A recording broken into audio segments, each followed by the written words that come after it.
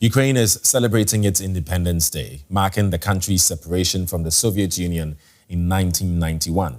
President Volodymyr Zelenskyy called on Ukrainians to remain steadfast as they fight Russia's invasion. He praised their courage and called for a European Ukraine.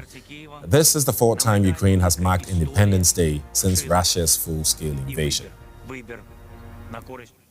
Let's listen to what Zelenskyy told Ukrainians. We need a just peace, a peace where our future will be decided only by us. And the world knows this, and the world respects this. It respects Ukraine. It treats Ukraine as equal. Ukraine, which can one day gather and unite the leaders of the world around itself.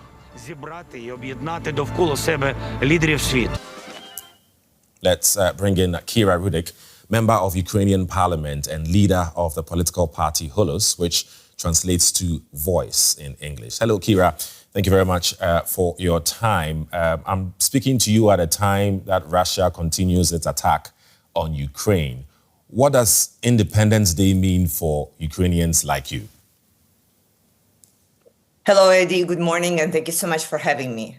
Well, happy Independence Day to all Ukrainians all over the world.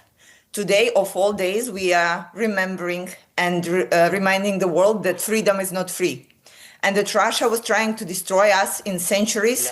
And just 3.5 years ago, nobody believed that we would last for more than 3 days. Right now, we are still here. We are united. We are fighting. We are not alone. We have our allies, and we understand that our goal right now is to make sure that the next generations wouldn't have to fight, that the war would end on us.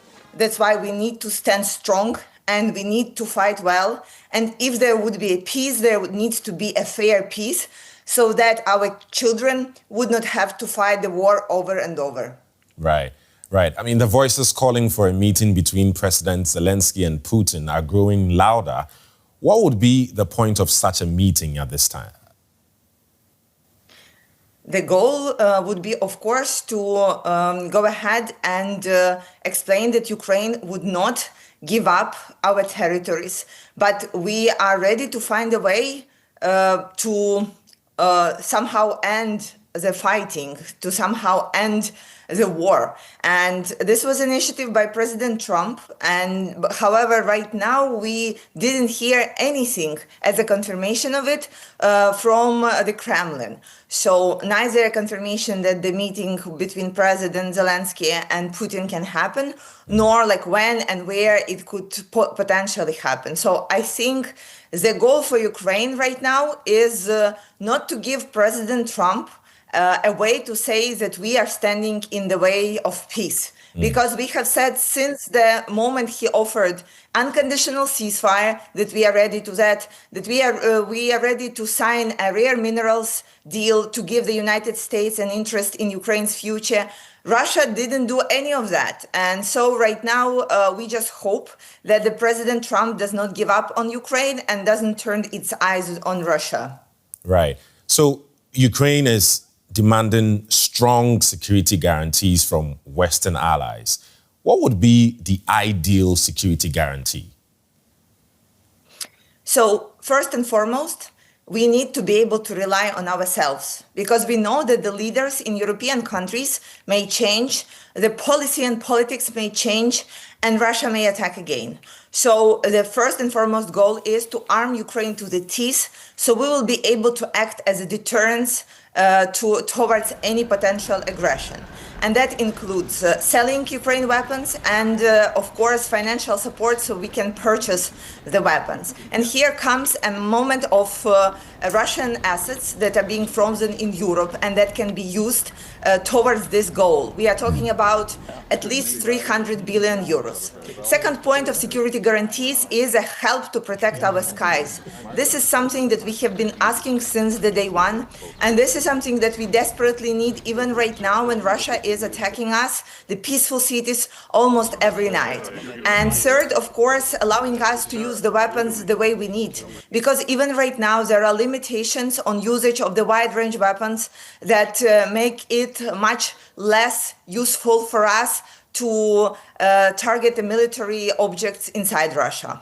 Right. So, on the one hand, as you've stated earlier, Ukraine wants peace, but does not want to give away any territory. But I want to sort of ask again, is there any scenario where Ukrainians for peace will be ready to accept territorial losses in exchange for peace? Is there an appetite for that anywhere in Ukraine now?